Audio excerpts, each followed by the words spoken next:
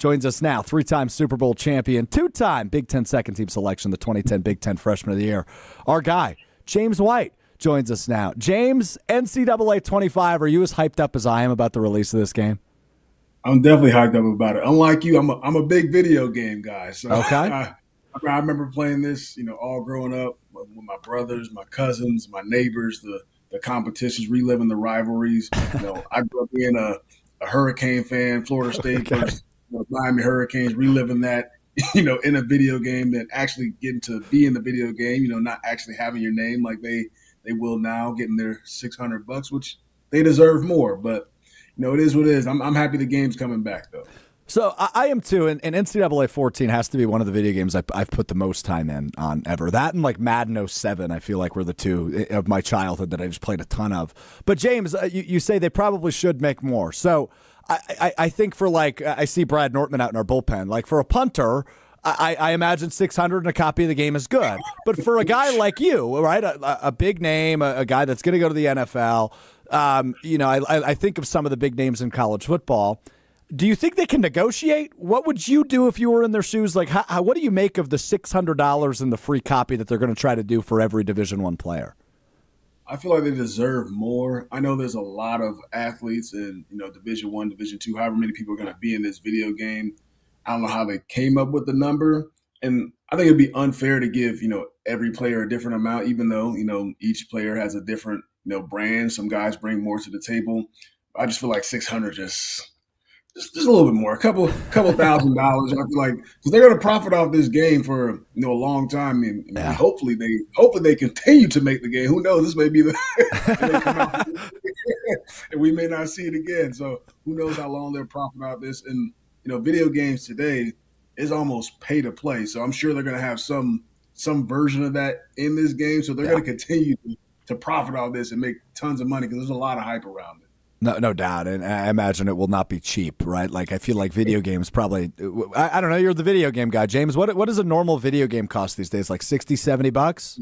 Like $70, and they have like all these different editions of it. You can pay $100 for to get exclusive content. But then you have like modes, like in Madden, they have like Ultimate Team, where people right? They'll pay money to get like exclusive stuff, which I'm sure NCAA is gonna or EA College Football is gonna have. So it's gonna be a little bit different.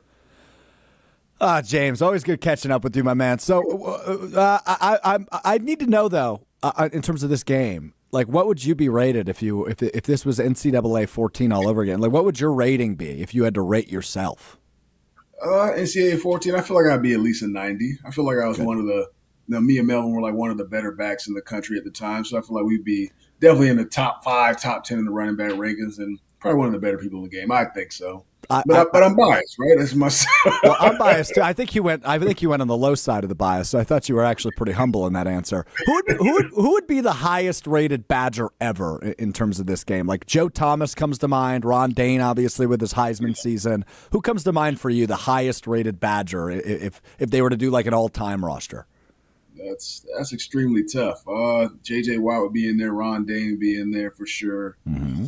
Yeah, there's a lot of backs. I mean, you could put Monty, JT, Melvin. Those guys are all, one of the not just the best backs in the country, one of the best players in the country. So they, like all those guys I just named, would at least be, 97, 98. Those guys would definitely be upper echelon when it comes to the ratings. Hunter, you have something. What's up? I did look up the ratings from NCAA 14. What was James? Well, first, Melvin was an 86 overall. Whoa. So, James, what do you think you would have been then, knowing that? Probably 90. 89. The only 90 above players were Jared Abradaris and Chris Borland. Abby got a 90? 93. I mean, he was nasty, but I don't know if he was better than those backs. Yeah, they were not nice to your room. Wow. It's all right. I mean, I wonder if they will have where, they update the rosters like they do with Madden. That'd be pretty cool. Like throughout the year, I feel like they would have to update it almost, every 2 weeks, every 3 weeks. I kind of feel bad for anybody that's like in charge of Madden for next year because it's totally going to be overshadowed, right? Like nobody's going to play Madden. I don't give a damn about Madden next year. I'm all in on college football. Anyway, all right, let's talk about real stuff, James. We haven't caught up obviously since about mid-season NFL season. Obviously, it's over and done with. Chiefs go back to back. You won 3 Super Bowls with Tom Brady, the greatest of all time. I'm not even going to ask you if Mahomes is the greatest of all time now, because I know that's been the hot button question over the course of the last couple of weeks. But I will ask you, in terms of legacy, where does Mahomes rank in your mind all time at the quarterback position? Is he coming close to your guy, Tom Brady? I think he's working his way up. I mean, he's fast tracking it. He's 6-7 years into the league as a starter, 3 Super Bowls, and like he already has that Tom Brady like effect. If he's in the playoffs or it's a fourth quarter, 2 minutes left in the game, you're only up 3 points, you're only up 7 points. He's gonna come back and win that football game. So he's working his way up there. But you have to let everyone's career play out. I know we like to have these conversations while guys are still playing, but who knows how long his career goes for. We assume it'll go for 15, 20 plus years. I mean, who knows? He may only play 10 years. He only may play 8 years. Maybe he'll get bored of winning the Super Bowl. Who knows? I mean, Tom Brady's career is it's special to me. I got to play with him, obviously, but to do it for 20 plus years and sustain that success and then go to somewhere else and win a championship there, that's definitely put a stamp on, what he did. But it's amazing what Mahomes is doing. He's well on his way. Were you pissed off that game went to overtime, James? Because that was kind of your moment, right? Like the only overtime Super Bowl ever. You had the game-winning touchdown. Now McCole Hardman is the answer to the trivia question. Who scored the touchdown in the most recent overtime Super Bowl? Like if I'm you, dude, I'm pissed off that game went to overtime. It's okay. I can always say I was the first one to score. It's true.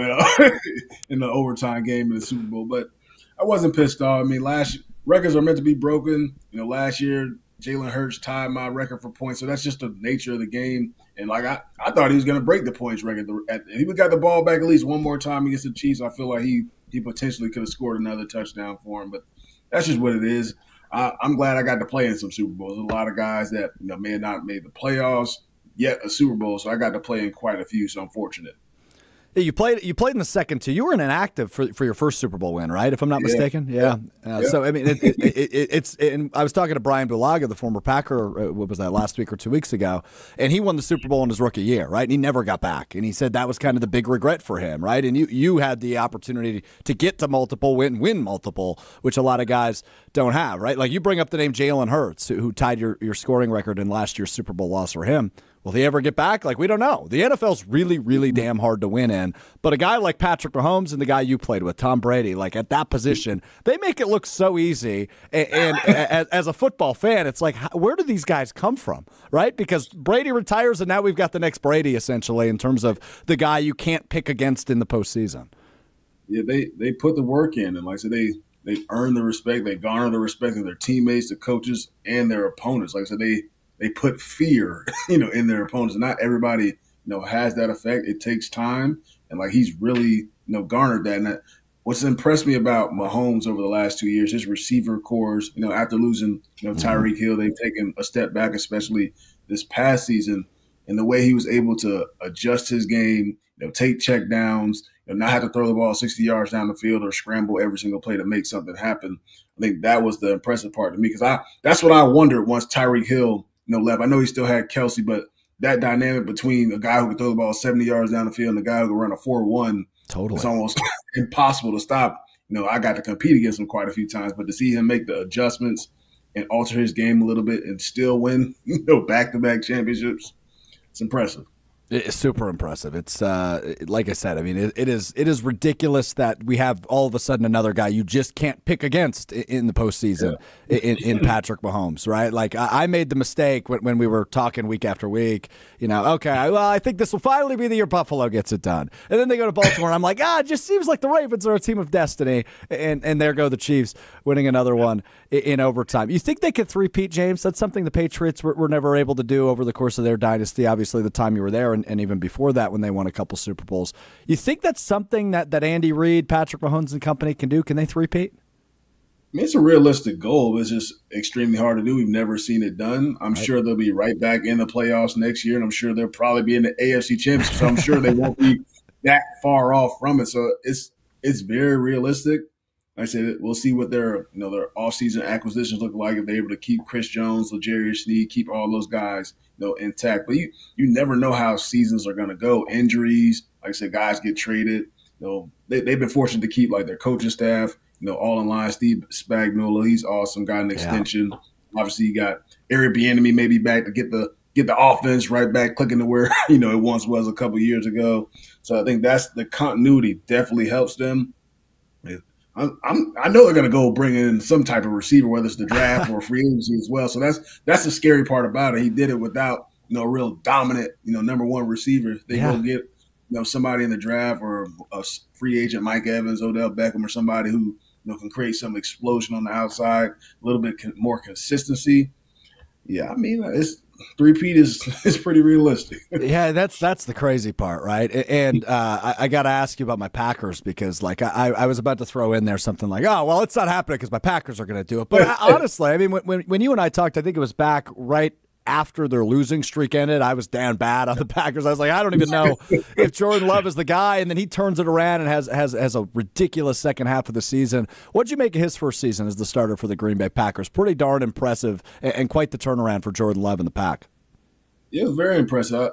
I thought there's going to be ebbs and flows. They're a young offensive football team, young quarterback, young skill group aside from, the backs. Those were like the more veteran pieces, missing your best tackle, David Bakhtiari. He started off really well against the Bears the first couple games. Then obviously, you're going to have those games where you're not playing so well. And then, he hit the hot streak at the right time. They started clicking, even with, Christian Watson being hurt. Yep. He built that chemistry with some of the other younger receivers, and he really got confident. I think the quarterback position is truly about confidence. And you saw in that playoff game against Dallas, the whole team, played confident there. Throwing the ball all around. And they should have won the game against, the 49ers as well. I mean, a couple plays off from that one. But I thought they were a dangerous football team all along, just those young football teams that don't really have much expectations for themselves. They know they have a lot of talent, but they don't quite know where they can get. And now they, got a little taste of it. They're definitely a dangerous football team moving forward because they have a nice young core like some of these, other young teams have built like the Chiefs. Yeah, you're totally right on that. And I'm curious, you brought it up there. How do you go from a team that's kind of like, yeah, nobody expects us to do anything, no expectations, we don't know what we don't know, we're just going to go out there and play, to what they will be next year, James, which is a team with high expectations?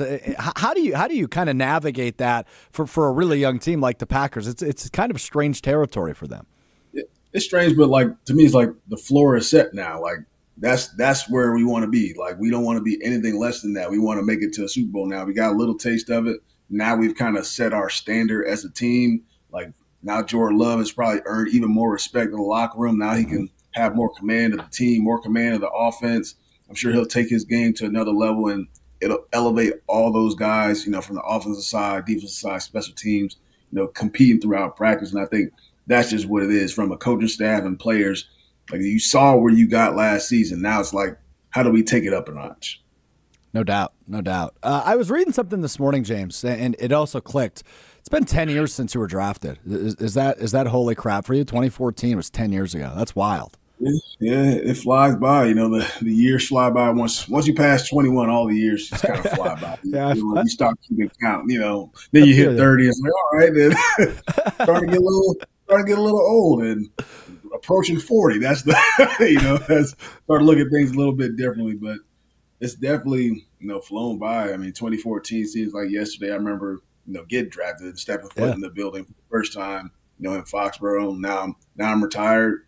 Trying to find, my next, career and everything. So it's different, but like I said, definitely reminisce on those times. Had a lot of great memories playing the game.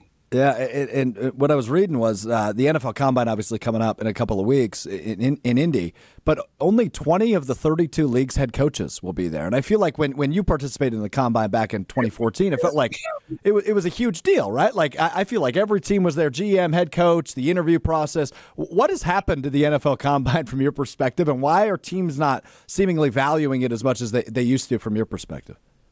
I mean, to me, it's always been overvalued, but I mean, that's probably for me because I'm not a big test guy. Like, I'm not going to go run a 4.3. I'm not going to jump a 40-inch vertical. I'm not going to be the fastest, quickest guy in there. Just, watch my tape. I'm just a consistent player, and I just get the job done. So for me, like, running around in tights and all that, how does that boost somebody's draft stock when you have, possibly 4 years of film on somebody? You're going to watch a guy for 2 hours, like, okay, now he's a first-round pick because I saw him, jump up 40 inches in the air and, catch a pass and do all this other stuff.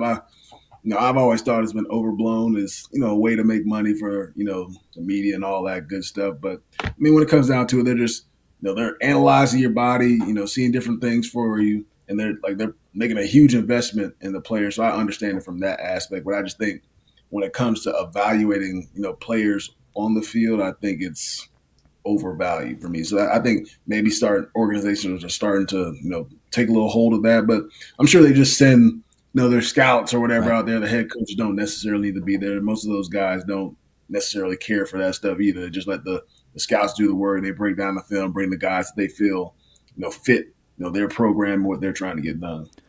So I'm just thinking, so in the NFL Combine, weren't drills done by last name, right? So were you waiting around all day with a W last name? Like, were you waiting for every drill? That had to be horrible.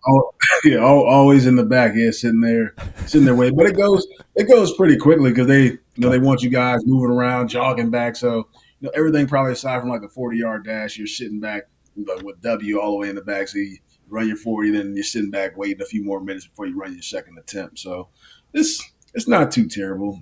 I'd hate to have an A last name and be first. I wouldn't want to do that. True. That's true. I guess I'd rather go last than first. That's a fair point. It's like the flashbacks to elementary school where they line you up by last name and you're like always last for the lunch line or whatever. That's tough, James. That's tough break. The Money Down podcast. Tell us about that. You mentioned kind of trying to find the new path in retirement. You've been rocking it with that. I've been seeing clips everywhere. Tell us more about it. It's been awesome. The Money Down podcast started with two of my former Wisconsin Badger teammates, Jordan Shell and Warren Herron, just breaking down football, talking sports, pop culture, a little bit of anything, and just having real conversations, having fun. Those are two guys that, I talk to on a everyday basis, whether it's video games, a group chat. So we have great camaraderie. We just had an episode come out with LeGarrette Blount where we had a really good time on there. That's one of my good friends. He kind of took me under his wing when he came to New England my rookie year and helped me become a better pro. So we share some times about, when we played together and when he beat us in the Super Bowl, he got a back-to-back on two different teams, which not many people got to do. Him and Chris Long got to do that one. That's awesome. And I saw some clips from him, dude. He is a funny guy, LeGarrette Blount. Yeah, so gotta make sure to check that out on the Money Down podcast. New episodes every week, right? Yeah, every week bringing out new episodes. Fantastic. Well, James, always good catching up with you. We'll have to do this again once we really get into the NCAA 25 grind as we get closer to the college football season. I'll need to see where your dynasty's at because when it comes to those games, dude, like I'm going to pick a random mid-major, right? Like I'm gonna grab Akron and I'm going to take them to the glory land, dude. Like that's going to be my game plan when that game comes out. You have to. You can't use a Power 5 school. No SEC, no Big 10, no Big 12, whatever, all the power conferences. Wait. Gotta use the small school. But so you say that, but obviously, like you're a Badgers legend, so you won't go to Wisconsin. Is there a mid-major that you're like loyal to in those? I know they haven't come out in over 10 years, but is there a mid-major you're like loyal to? Not necessarily. I remember when we had a little dynasty with some of our teammates in college. I had a nice little dynasty with San Diego State, like a little bit of a small. So they're not too small, but you can go even smaller than that. I mean, really work your way in, but it'll be good now. You got the transfer portal, NIL, all that, so it'll probably be a little bit easier to lure some of those recruits from the Power 5 schools. Oh, I didn't even think of that aspect in the game. You're going to have to be like fun. Oh, my God, dude. I'm going to have to take 2 weeks off. I'm not going to be able to do anything else. That's so good. James White, 3-time Super Bowl champ. You're the best, buddy. Thanks for doing this. Thanks for having me. The great James White, Badgers legend, 3-time Super Bowl champ.